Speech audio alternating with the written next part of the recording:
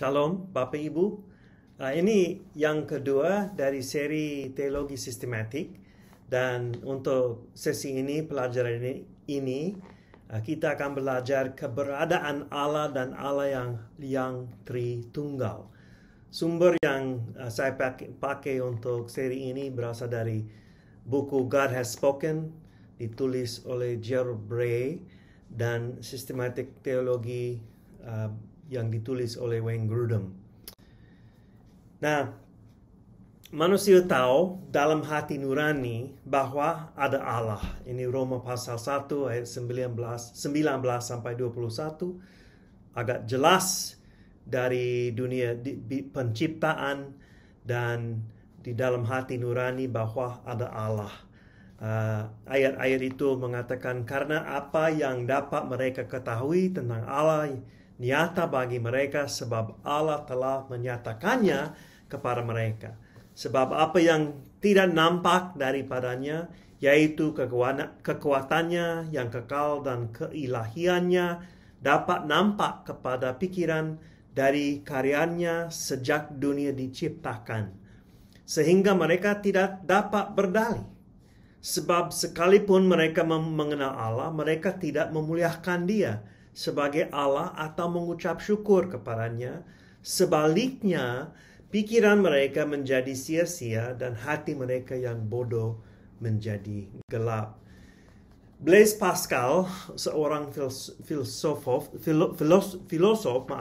pada abad yang ke-17, mengatakan bahwa kekurangan atau vakum yang dibentuk Allah ada di dalam setiap hati, di dalam hati setiap orang. Tetapi ada yang menyangkal keberadaan Allah. Mazmur 14:1, Mazmur 53:4 ayat 1, dan Roma pasal 1 yang baru dibaca ayat 18. Ada yang menolak kebenarannya. Untuk orang percaya, kesadaran ini menjadi semakin kuat karena kita mengenal Allah sebagai Bapa. Dalam Roma pasal 8, Allah Bapa kita, dan kita tahu bahwa Yesus Kristus menyertai kita. Jadi di dalam hati kita, kita sudah paham, kita sudah tahu dari pengalaman dan dari firman Tuhan bahwa Allah ada dan Yesus menyertai kita. Nah, ada bukti keberadaan Allah dalam Alkitab dan alam semesta. Ada anggapan di dalam Alkitab bahwa Allah ada, dan dari kejadian sampai Wahyu. Ada bukti dalam alam semesta juga, seperti yang ditulis dalam Roma pasal 1 ayat 20, dan Rasul Paulus mengatakan dalam Kisah Para Rasul pasal 14 ayat 17. Kita tidak akan membaca semua referensi ayat karena ada banyak, tetapi beberapa yang penting. Kisah Para Rasul pasal 14 ayat 17 mengatakan begini, namun ia bukan tidak menyatakan dirinya dengan berbagai-bagai kebajikan, yaitu dengan menurunkan hujan dari langit dan dengan memberikan musim-musim subur bagi kamu. Ia memuaskan hatimu dengan makanan dan kegembiraan. Itu bisa disebut kasih karunia anugerah umum, ya. Jadi Allah menyatakan dirinya lewat cuaca yang baik, lewat makanan dan seterusnya. Semua yang ada membuktikan bahwa Allah berada. Ada cukup banyak contoh dari alam semesta yang memperlihatkan kreativitas Allah dan desain Dia ada di banyak hal. Contohnya kacamata. Dalam kacamata yang diciptakan dengan rumit, dan kalau ada sesuatu yang kecil yang beda, kita tidak bisa melihat dari bukan kacamata, dari mata. Jadi kita tidak bisa melihat dari mata kalau ada sesuatu kecil yang beda. Atau membayangkan daun di pohon-pohon, setiap daun berbeda dan ada desain di dalam daun berbeda. Dan itu menyatakan kreativitas Allah kita yang adalah pencipta. Atau bunga, ini bunga matahari, bunga yang dengan yang kecantikan, yang harumnya, tetapi desain-desain banyak bunga. Bukan hanya satu bunga saja, tetapi banyak variasi bunga-bunga di dunia ini yang menyatakan kreativitas Allah, bahwa Allah adalah pencipta. Allah adalah pencipta yang berada sampai saat ini dan selama-lamanya. Jadi ada bukti dari alam semesta. Juga ada bukti yang didebatkan untuk keberadaan Allah, bukti tradisional. Ini beberapa bukti-bukti yang diberikan dalam teologi, dalam sistem teologi atau teolog dalam sejarah gereja. Contohnya argumen kosmologis mengatakan ada penyebab untuk semuanya yang ada di dalam alam semesta kecuali penyebab yang pertama, yaitu Allah. Jadi ada sesuatu yang menyebabkan sesuatu yang menyebabkan sesuatu yang menyebabkan sesuatu, tetapi Allah adalah penyebab yang pertama, yang utama. Ini argumen teleologi. Ada bukti harmoni, order, desain dalam alam semesta. Seharusnya ada seorang pribadi, seorang desainer. Ada tujuan dalam alam semesta ini. Purpose. Jadi alam semesta ada desain. Jadi pasti ada desainer. Ada yang membuat itu. Dan terus ada argumen ontologis. Tidak sesuatu yang bisa dipikirkan lebih tinggi dari Allah. Ya, kita tidak bisa membayangkan sesuatu yang lebih tinggi dari Allah. Nah, kalau begitu, secara ontologis, seharusnya ada Allah yang paling tinggi. Dan argumen moral. Ada hukum alami di dalam manusia. Suatu rasa, suatu akal, bahwa harus ada keadilan. Jadi kalau ada seseorang yang membuat sesuatu yang jahat, seharusnya dia dihakimi. Nah, perasaan itu, keadilan itu berasal dari mana? Seharusnya ada dasar moral, berarti ada Allah yang membuat hukum-hukum itu dari sebelumnya dan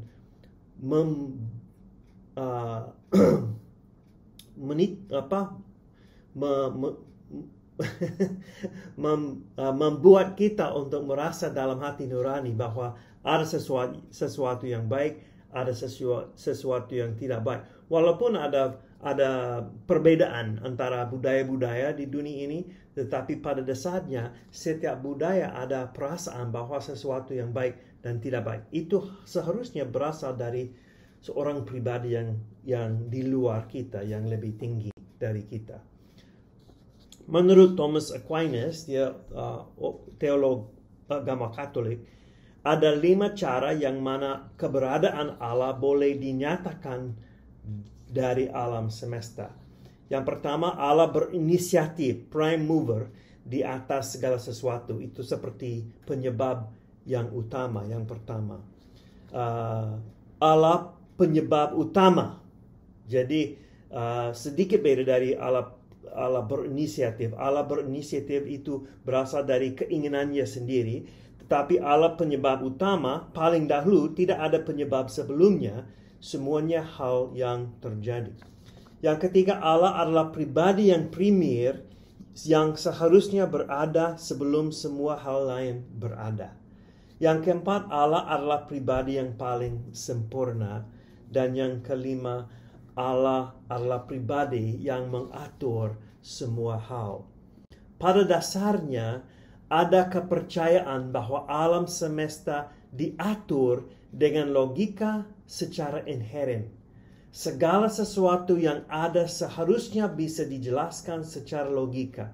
Padahal terkadang pikiran kita tidak bisa paham semuanya. Jadi hanya Allah mampu, sebenarnya hanya Allah mampu meyakinkan kita mengenai keberadaannya. Jadi maksud saya, walaupun ada banyak bukti dari dalam alam semesta, bukti secara logika, bukti secara filsafat, tetapi sebenarnya itu seharusnya Roh Kudus yang menghidupi kita, yang bikin kita lebih sadar bahwa ada Allah di atas segala Allah. 2 Korintus pasal 4 ayat 4 mengatakan begini. 2 Korintus pasal 4 ayat 4,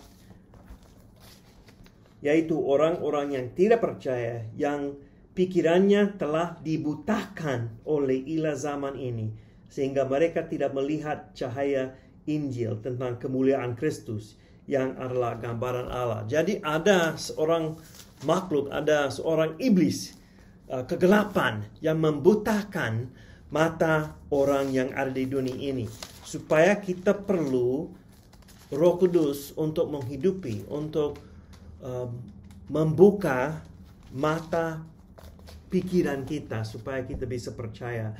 Ini dijelaskan dalam 1 Korintus pasal 2 ayat 5, supaya iman kamu jangan bergantung pada hikmat manusia, tetapi pada kekuatan Allah. Jadi kita perlu kekuatan Allah dan hikmat Allah untuk membuka pikiran dan pemahaman kita supaya kita bisa percaya bahwa Allah ada. Terus kita lanjut kepada doktrin Trinitas, Allah Tritunggal. Ini dinyatakan dengan secara progresif dalam Alkitab.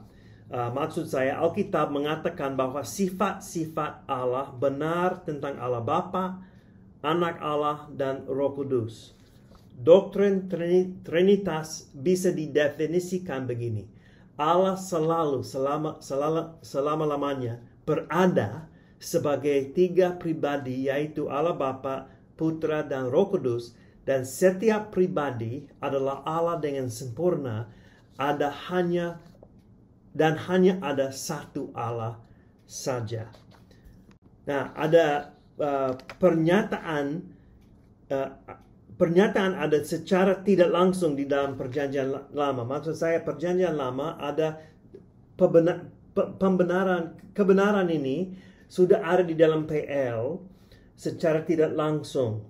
Kata Trinitas tidak pernah ditemukan di dalam Alkitab, tetapi konsepnya tentang kata ini diajari di dalam banyak pasal.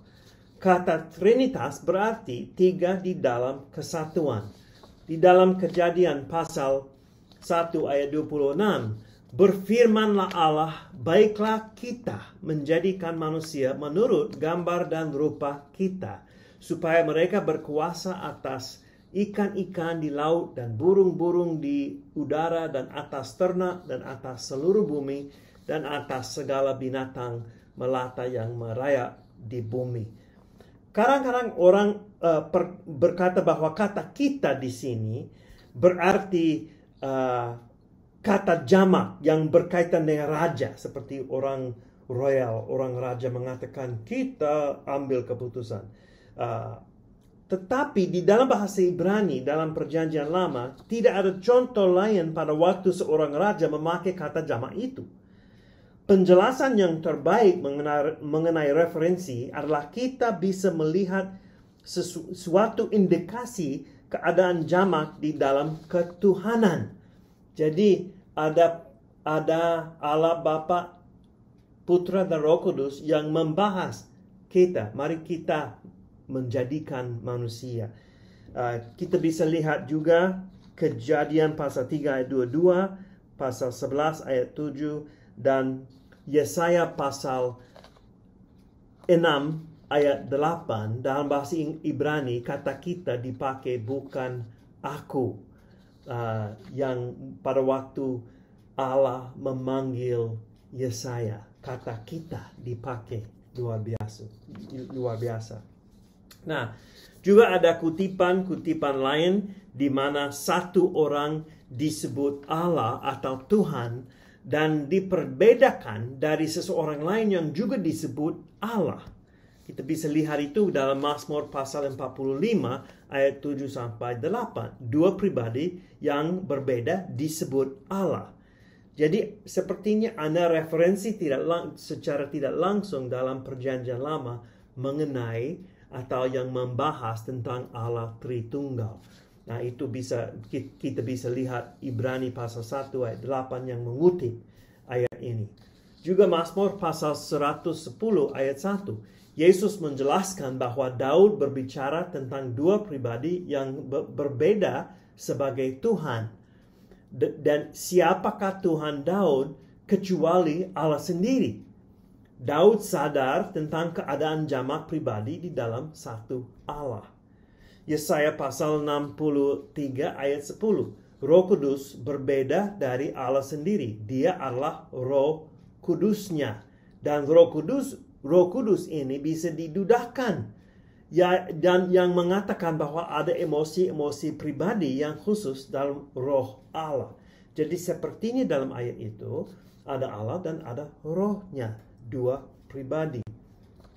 Bisa lihat Malyaki pasal 3 dan Hosea pasal 1 ayat 7. Dalam Yesaya pasal 48 ayat 16, roh Tuhan seperti hamba Tuhan diutus oleh Tuhan Allah untuk melakukan suatu misi yang khusus. Beberapa referensi mengenai malaikat Tuhan, malaikat di dalam bahasa Ibrani berarti pemberita, yaitu seorang yang memberikan suatu hal dari Allah atau memberitakan suatu hal dari Allah. Kalau malaikat Tuhan adalah seorang pemberita Tuhan, maka dia berbeda dari Tuhan sendiri. Tetapi kadang-kadang malaikat Tuhan disebut Allah atau Tuhan. Jadi kita bisa lihat dalam Kejadian pasal 16, pada waktu malaikat Tuhan mendekati Gomer dan bukan Gomer, maaf, saya lupa namanya, hamba Sarah, dan pada waktu dia diusir dari Abraham dan Sarah. Keluaran pasal 3 ayat 2 sampai 6, malaikat Tuhan menyatakan diri kepada Musa, dan Bilangan pasal 22 kepada nabi palsu itu, dan Bileam, dan Hakikat pasal 2, Hakim-Hakim pasal 2 dan pasal 6. Jadi cukup banyak referensi yang mana malaikat Tuhan disebut Tuhan atau Allah dan diutus oleh Allah. Jadi sepertinya ada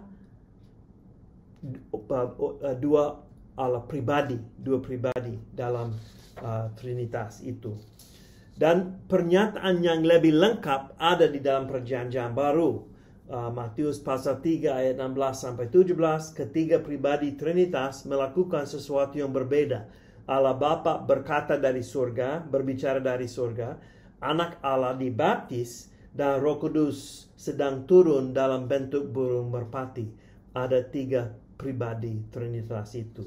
Juga dalam Matius pasal 28 ayat 19, kita membaptis dalam nama Allah Bapa, Putra dan Roh Kudus. 1 Korintus pasal 12 ayat 4 sampai 6, 2 Korintus pasal 13 ayat 14, dan Efesus pasal 4 ayat 4 sampai 6, 1 Petrus pasal 1 ayat 2. Ayat-ayat itu menyebut ketiga pribadi Trinitas yang berbeda tetapi sebagai satu. Jadi di dalam Perjanjian Baru menyatakan secara lebih langsung apa yang sudah dijelaskan atau sudah dinyatakan secara tidak langsung dalam Perjanjian Lama, bahwa ada Allah Bapa, ada Putra, dan ada Roh Kudus, Allah Tritunggal. Nah, ada tiga pengungkapan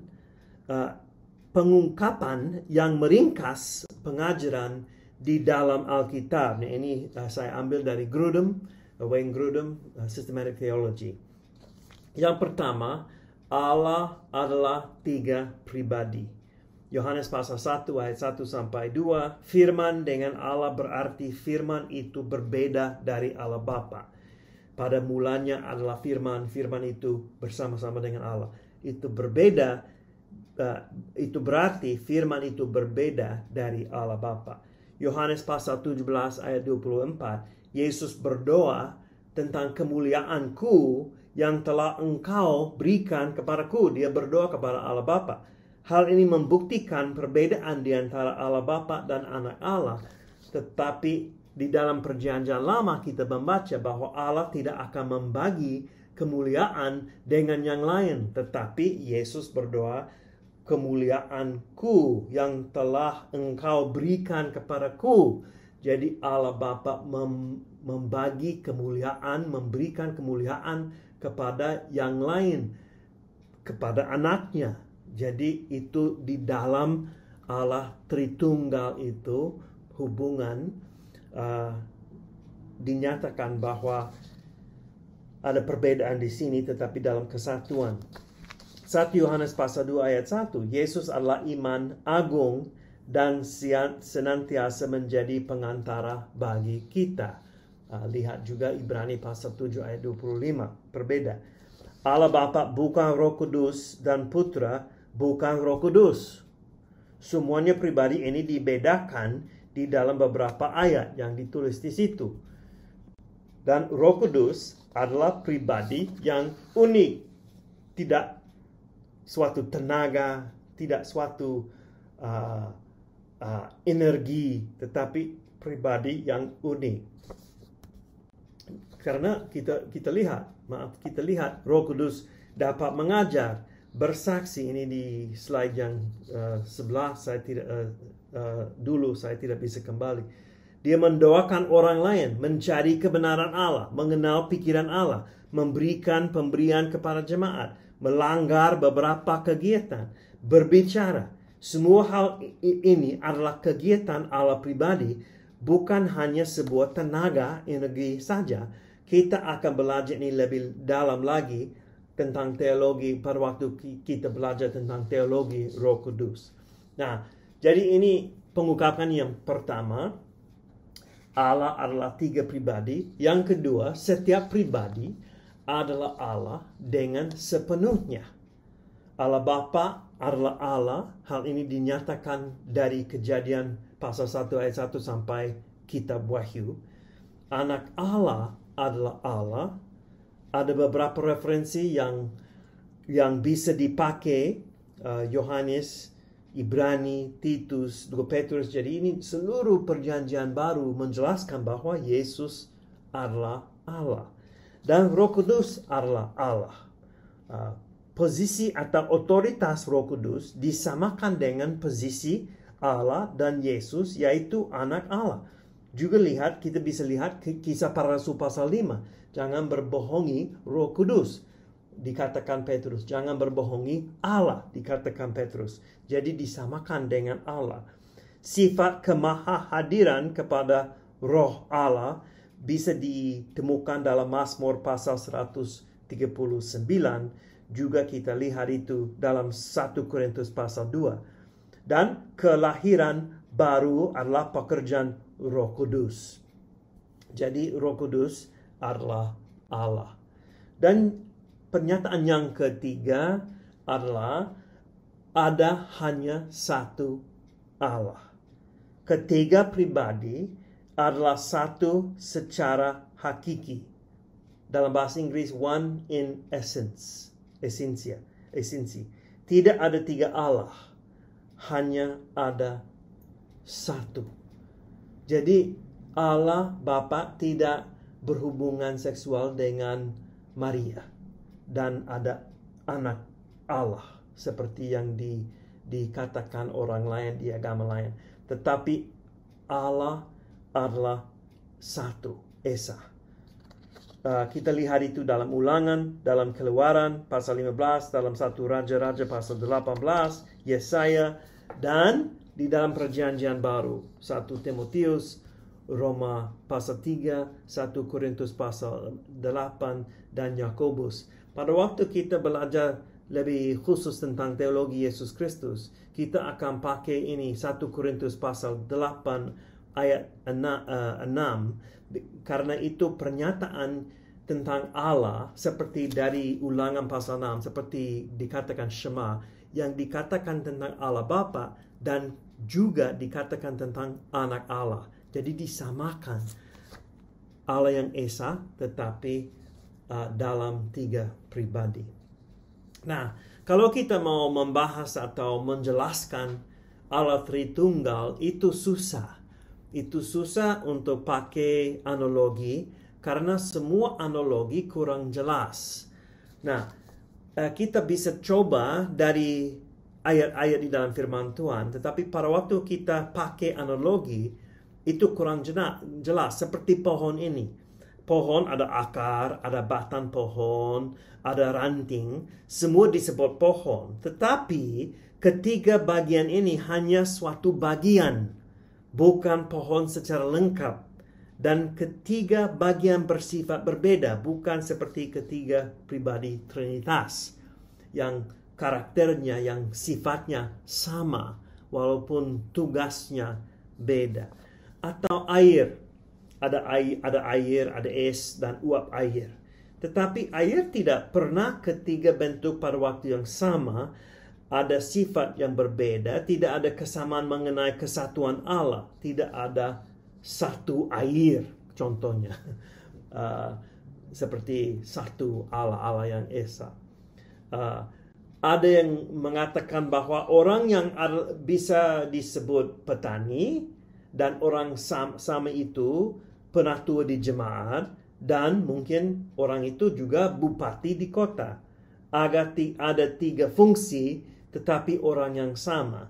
Tetapi hanya satu orang yang melakukan tugas yang berbeda pada waktu yang berbeda dan tidak berelasi seperti dalam Trinitas. Jadi ini satu orang saja. Dalam Allah Tritunggal ada hubungan, ada relasi antara ketiga pribadi itu dalam Allah Tritunggal. Ada yang mengatakan bahwa bagian manusia yaitu intelek, emosi, dan kehendak. Tetapi setiap bagian dipisahkan. Kalau dipisahkan dari manusia, tidak dianggap manusia secara lengkap. Jadi tidak bisa dipakai. Tidak ada analogi yang dipakai di dalam firman Tuhan kecuali kata Bapa dan Anak. Dan hal ini berkaitan dengan hubungan. Jadi itu penting. Kita harus mengaku, kita harus berkata bahwa sebenarnya kita tidak bisa mengerti, memahami Allah Tritunggal secara lengkap. Kenapa? Karena kita terbatas. Kita terbatas dalam pikiran kita terbatas dalam space ini, waktunya, dan kita tidak bisa memahami, tetapi kita bisa membaca dari firman Tuhan bahwa teologi Allah Tritunggal itu ada di dalam firman Tuhan. Dan kalau kita pikir tentang hubungan Allah Bapa dan Anak Allah dan Roh Kudus, ada hubungan antara Allah yang ketiga pribadi itu dalam Allah yang Esa. Itu bisa dikatakan atau itu bisa diakui. Nah, kita terus lanjut. Ada beberapa kesalahan yang terjadi pada waktu satu pernyataan disangkal, yaitu Allah adalah 3 pribadi, setiap pribadi adalah Allah secara lengkap, dan ada hanya satu Allah. Jadi setiap kali satu pernyataan dari ketiga pernyataan itu disangkal, ada pengajaran sesat atau pengajaran yang kurang sesuai dengan Alkitab. Yang pertama disebut modalisme. Modalisme mengatakan Allah bukan 3 pribadi yang berbeda, tetapi hanya satu pribadi dalam modus yang berbeda pada waktu yang berbeda. Tetapi hanya satu pribadi dinyatakan pada waktu tertentu. Dalam Perjanjian Lama Allah dinyatakan sebagai Bapa, dalam Injil Allah dinyatakan sebagai Anak Allah, dan setelah hari Pentakosta Allah dinyatakan sebagai menyatakan diri sebagai Roh Kudus. Kadang-kadang pengajaran ini disebut Sabellianisme karena nama pendiri adalah Sabellius yang tinggal di Roma pada abad yang kedua. Pandangan ini menyangkal hubungan di antara ketiga pribadi yang berbeda yang ada pada pembaptisan Yesus. Mereka ada Allah Bapa berbicara, Anak Allah dibaptis, Roh Kudus turun. Dan saat pada waktu Yesus berdoa dan tidak ada pendamaian karena Anak Allah tidak menanggung murka Allah sebagai pengganti bagi kita. Dan jika Allah hanya satu pribadi, Allah tidak mampu berkomunikasi dengan anaknya. Itu sering terjadi dalam perjanjian baru. Salah satu gereja yang mengambil ini adalah United Pentecostal Church. Mereka membaptiskan hanya dalam nama Yesus saja. Yang berikutnya adalah pengajaran Arianisme. Arius adalah seorang uskup di Alexandria, Mesir. Idenya ditolak pada konsili Nisea pada tahun 325. Dia mengajar bahwa Anak Allah telah diciptakan oleh Allah Bapa. Maka dulu dia tidak ada dan bukan juga Roh Kudus, hanya Allah Bapa saja. Jadi Allah Bapa adalah Allah yang Esa dan dia menciptakan Anak Allah. Dia mengatakan, Arius mengatakan walaupun Anak Allah ada sebelum permulaan ciptaan dan jauh lebih penting daripada segala sesuatu, ada saat yang dia tidak ada. Jadi dia tidak bisa disamakan dengan Allah. Dia seperti Allah tetapi bukan Allah atau sama dengan Allah.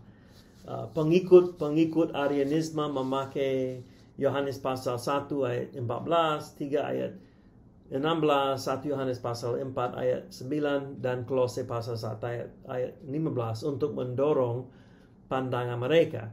Tetapi Kolose pasal 1 ayat 15 berarti bukan Kristus dilahirkan, tetapi dia memiliki hak anak sulung. Dan sebenarnya Arianisme ini muncul lagi sebagai saksi-saksi Yehova. Mereka mengatakan hampir persis yang sama dengan Arianisme. Ini menyatakan bahwa seperti yang dikatakan Salomo dalam pengkhotbah, tidak ada hal baru di bawah matahari. Jadi ajaran sesat ini sering muncul lagi karena ada orang yang menyangkal satu dari ketiga pernyataan yang benar itu yang kita bahas dulu. Nah, jadi pengakuan iman Nisea Konstantinopel mengatakan ini dengan baik, menjelaskan ini dengan baik. Mungkin itu terlalu tulis untuk dibaca, saya akan membaca dari catatan saya. Mereka mengatakan begini, ini beda sedikit dari konsili Nisea atau pengakuan rasuli yang biasanya kita ucapkan dalam ibadah umum. Tapi begini, aku percaya kepada satu Allah Bapa yang Maha Kuasa, pencipta langit dan bumi, dan segala yang kelihatan dan tidak kelihatan. Jadi diakui bahwa Allah, kita percaya kepada Allah yang Maha Kuasa. Dan kepada satu Tuhan Yesus Kristus, satu-satunya anak Allah yang diperanakan dari Bapa sebelum alam semesta. Allah dari Allah, terang dari terang. Allah yang sejati dari Allah yang sejati. Diperanakan, bukan dicipta. Ini melawan Arianisme. Sehakikat dengan Sang Bapa, oleh siapa segala sesuatu dicipta. Yang untuk kita manusia dan untuk keselamatan kita telah turun dari surga dan diinkarnasikan oleh Roh Kudus dari anak darah Maria dan dijadikan manusia. Ia telah disalibkan juga bagi kita di bawah pemerintahan Pontius Pilatus. Ia menderita dan dikuburkan. Pada hari yang ketiga, ia bangkit kembali sesuai dengan kitab suci dan naik ke surga dan duduk di sebelah kanan Allah. Dan ia akan datang kembali dengan kemuliaan untuk menghakimi orang yang hidup dan yang mati, yang kerajaannya takkan berakhir. Dan aku percaya kepada Roh Kudus, Tuhan dan pemberi kehidupan yang keluar dari Bapa dan Anak, yang bersama-sama dengan Bapa dan Anak disembah dan dimuliakan, yang telah berfirman dengan perantaraan para nabi. Dan aku percaya satu gereja yang am dan rasuli. Aku mengakui satu baptisan untuk pengampunan dosa, dan aku menantikan kebangkitan orang mati dan kehidupan di dunia yang akan datang. Amin. Jadi pengakuan ini dari Nisea Konstantinopel menjelaskan dengan baik Allah Bapa, Anak, Allah dan Roh Kudus yang fungsinya, tugasnya yang beda, tetapi esensinya, naturnya yang sama. Ya, jadi mereka adalah Allah yang esa. Nah, jadi dia itu mengatakan bahwa sehakikat dengan Sang Bapa, homoousias dalam bahasa Yunani, bukan seperti Sang Bapa, homoousias. Ini seperti yang dikatakan Arius, homoousias, anak Allah seperti Bapa, tetapi sebenarnya anak Allah sehakikat, homoousias dengan Allah Bapa. Satu huruf yaitu I membedakan dua pandangan yang sangat berbeda. Terus ada pandangan dikatakan atau disebut subordinasionisme. Pandangan ini mengatakan bahwa anak Allah kekal dan ilahi tetapi tidak sama dengan Allah Bapa. Jadi anak Allah dianggap subordinat dengan Allah Bapa. Mereka menganggap putra sedemikian dibawahi oleh Bapa sehingga hakikat ilahinya terancam. Origenes mendorong suatu pandangan seperti subordinasionisme karena dia percaya bahwa putra dibawahi oleh Bapa. Tetapi Athanasius melawan pandangan ini, dan ini agak berbahaya kalau kita pegang konsep ini, karena ini akan menuju kepada pemikiran bahwa Allah Bapa lebih tinggi dalam hakikatnya dibandingkan dengan Yesus. Terus yang lain, pengajaran yang tidak benar disebut adopsionisme. Yesus adalah manusia biasa sampai pembaptisannya. Allah mengangkatnya sebagai anaknya dan memberikan kepadanya kekuasaan supra alami. Jadi Kristus tidak ada sebelum dia lahir, dia tidak kekal, dan juga setelah diangkat oleh Allah, Yesus hanya ditinggikan sebagai anak dalam pengertian yang unik. Nah, nanti kita akan pada waktu kita membahas tentang hakikat atau sifat-sifat Yesus, siapakah Yesus, kepribadiannya, kita akan kembali ke konsep-konsep yang sesaat ini. Karena biasanya itu berfokus kepada siapakah Yesus sebenarnya. Nah, karena Yesus mengatakan diri sebagai Allah, kita akan lihat itu. Yesus mengatakan diri sebagai anak manusia. Yesus mengatakan diri sebagai anak Allah. Dan pada waktu dia mengatakan diri sebagai anak Allah, orang Yahudi marah sekali karena Yesus disamakan dengan Allah. Kita akan lihat itu pada waktu kita lihat teologi Yesus Kristus. Nah, kenapa doktrin ini penting? Kepentingan doktrin Trinitas. Yang pertama, pendamaian. Kita sudah lihat ini sebentar secara singkat. Tetapi jika Yesus hanya diciptakan, maka dia tidak dapat menanggung murka Allah dan tidak bisa mewakili Allah secara sempurna untuk menanggung murka itu dengan sempurna, dengan lengkap. Jadi pendamaian itu terancam. Terus pembenaran oleh iman, sola fide. Jika Yesus bukan Allah, maka kita akan meragu apakah dia bisa menyelamatkan kita secara lengkap. Jika Yesus bukan Allah yang kekal, mengapa kita harus berdoa kepada dia atau menyembah dia? Tetapi ada cukup banyak referensi yang memerintah kita untuk menyembah Yesus. Nah, tidak mungkin Paulus, seorang monoteis, akan mendorong kita untuk menyembah Yesus kalau Yesus bukan Allah. Jadi itu sangat penting. Bisa membaca dari Gordon Fee, bukunya tentang Kristologi. Nanti saya akan mengacu kepada buku itu pada waktu kita membahas teologi Kristus. Jadi Yesus menerima persembahan dari Thomas, persembahan dari Yohanes di Wahyu pasal 5 dan seterusnya. Jika ada orang yang mengajar bahwa Yesus diciptakan tetapi Yesus menyelamatkan, dia menyangkal Alkitab karena hanya Allah bisa menyelamatkan. Kalau hanya Allah bisa menyelamatkan, Perjanjian Baru seringkali mengatakan bahwa Yesus menyelamatkan. Jadi kalau kita mengatakan bahwa Yesus bukan Allah, kita menyangkal Alkitab. Hakikat Allah yang pribadi dan bebas akan disangkal kalau tidak ada Trinitas. Dan terus kesatuan alam semesta kacau balau kalau tidak ada Trinitas. Ada kesatuan di dalam Trinitas yang mengawasi kesatuan di dalam alam semesta. Jadi ada konsep dikatakan tritheisme, mengatakan bahwa ada 3 Allah. Nah, tidak terlalu banyak orang mengikuti pandangan ini dalam sejarah gereja, tetapi agama Kristen dituduh untuk percaya seperti pandangan ini. Kita tidak percaya sebagai orang Kristen bahwa ada 3 Allah. Ada Allah yang Esa, tetapi Allah dalam Allah Tritunggal, ketiga pribadian, 3 pribadi dalam Allah yang Esa itu.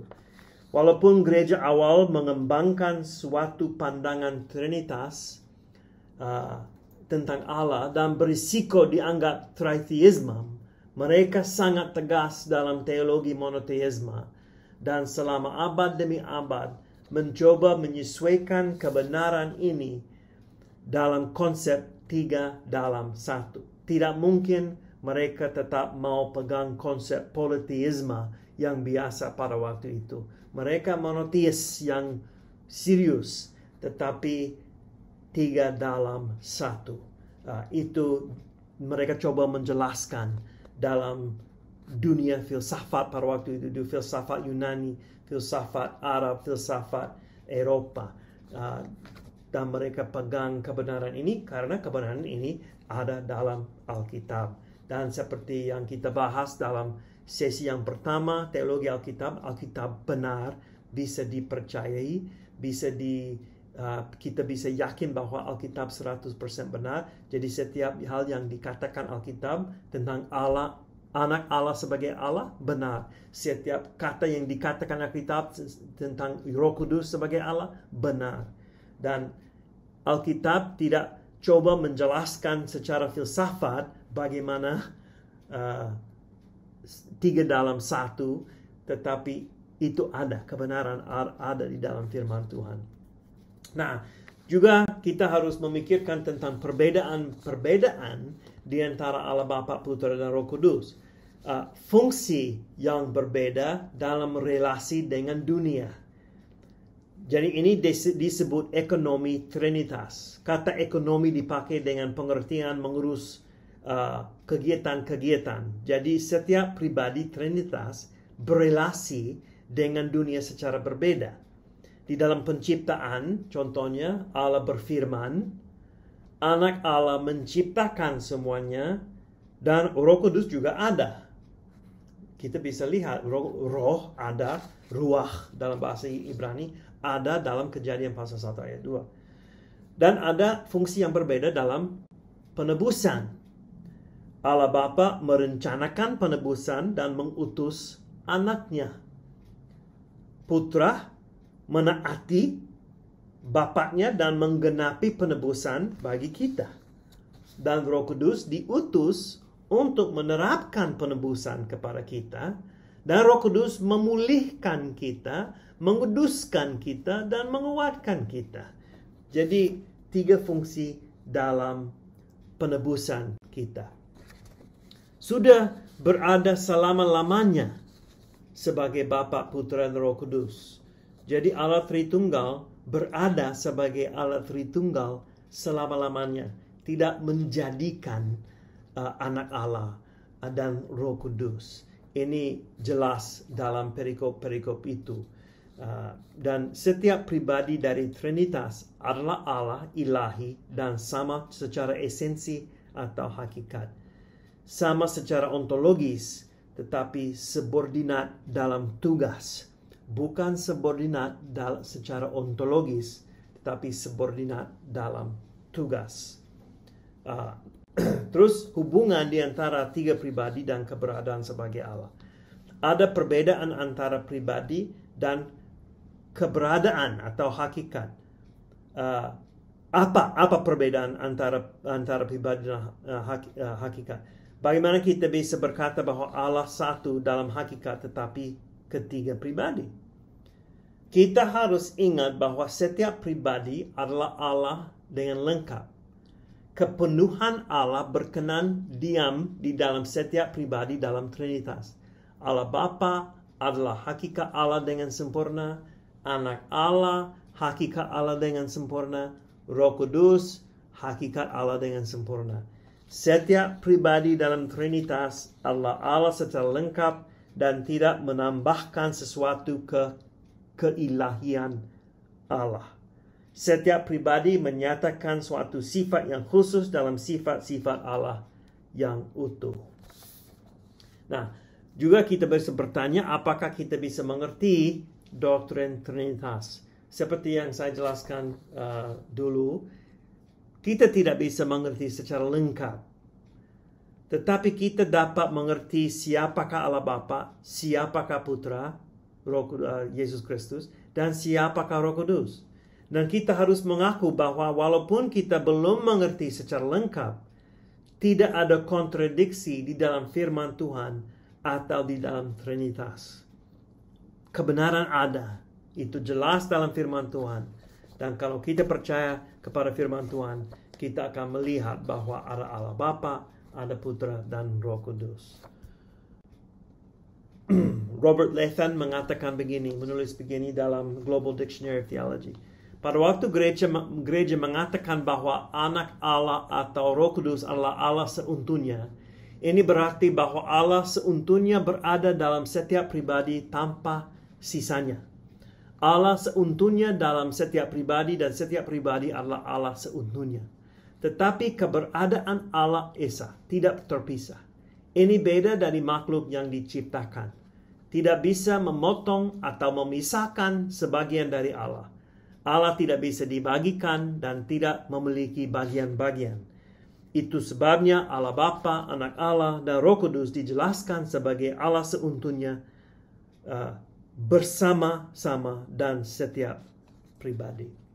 Nah, kita mengakhiri les ini, pengajaran ini dengan beberapa poin sebagai kesimpulan. Banyak dari poin-poin ini diambil dari Gerald Bray, bukunya tentang sejarah teologi. Yang pertama, orang percaya mula-mula tidak pernah menyamakan Allah dengan dewi-dewi dan tidak pernah mengizinkan konsep-konsep non-Yahudi untuk mempengaruhi teologi mereka. Bahkan jika penginjil terkadang mereferensi dewa-dewi pada waktu mereka memberitakan Injil kepada orang non-Yahudi yang tidak tahu apa-apa tentang agama Yudaisme. Jadi mereka coba pakai konsep kontekstual untuk menjelaskan siapakah Allah, tetapi tidak melarang atau tidak menolak konsep yang ada di dalam Yudaisme tentang monoteisme. Terus bagaimana Allah Bapa bisa mengetahui sesuatu yang tidak diketahui oleh anak Allah adalah suatu misteri, rahasia, sesuatu yang tersembunyi, yang dipahami dalam hubungan Allah Bapa dan anak Allah, dan tidak bisa dipahami secara lengkap oleh orang-orang di luar hubungan itu. Sifat hubungan ini dinyatakan dalam bahasa memperanakan, yang mana Allah Bapa memperanakan anak Allah. Analogi ini diambil dari pengalaman manusiawi dan tidak bisa dipahami secara harfiah, tapi menyatakan bahwa Allah Bapa memiliki suatu posisi yang paling tinggi dalam Trinitas yang diakui oleh anak Allah, dan dalam pribadinya sendiri menyatakan diri sebagai anak Allah, dan waktu yang sama menyatakan apa yang unik tentang Allah Bapa yang mengutusnya. Terus, ketinggian Allah Bapa adalah ketinggian dalam posisi, bukan keberadaan atau esensinya. Allah Bapa lebih tinggi dari anak Allah dan Roh Kudus oleh karena dia memiliki otoritasnya untuk mengutus anak Allah dan Roh Kudus untuk menggenapi kehendaknya. Ini jelas dalam 1 Petrus pasal 1 ayat 2, yaitu orang-orang yang dipilih sesuai dengan rencana Allah Bapa kita dan yang dikuduskan oleh Roh supaya taat kepada Yesus Kristus. Ayat yang ketiga, terpujilah Allah dan Bapa Tuhan kita, Yesus Kristus, yang karena rahmat-Nya yang besar telah melahirkan kita kembali oleh kebangkitan Yesus Kristus dari antara orang mati. Terus, dunia ini harus tunduk kepada anak Allah karena dunia ini lebih rendah dari anak Allah dalam hakikatnya. Tetapi anak Allah menunduk kepada Allah Bapa bukan karena lebih rendah dalam hakikatnya, tetapi sehingga menyatakan bagaimana pribadi dalam Trinitas ada hubungan dengan pribadi lain. Jadi ini melawan konsep subordinasionalisme. Anak Allah menunduk kepada Allah Bapa dalam hubungan itu, bukan secara esensinya. Ya, ini yang penting. Dan terus salah satu masalah dalam teologi Trinitas yang membuat penjelasan sangat rumit adalah masalah bahasa.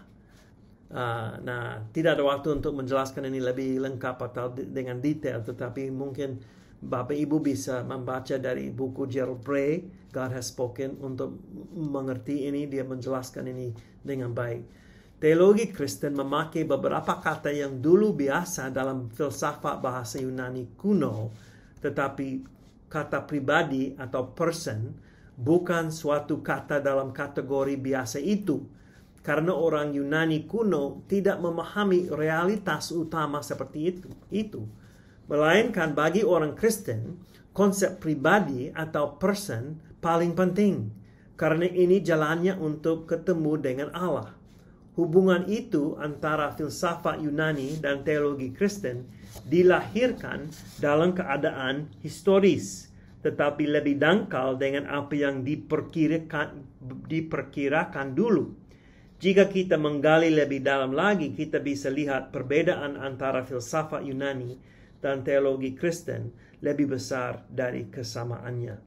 Dan yang terakhir, perbedaan antara Allah Bapa dan anak Allah harus diakui, tetapi tidak sampai ada kompromi dengan hakikat ilahi anak Allah.